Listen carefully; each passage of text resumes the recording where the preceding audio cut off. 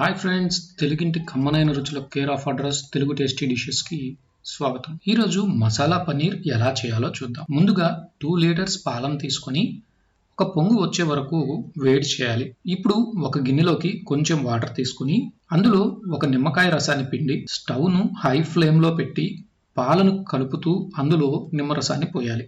ఇప్పుడు పాలు మొత్తం విరిగి పన్నీర్ పైకి వస్తుంది. ఇప్పుడు 4 ఎండుమిర్చిని పచ్చగా మిక్సీ వేసి ఇలా చేసుకోవాలి.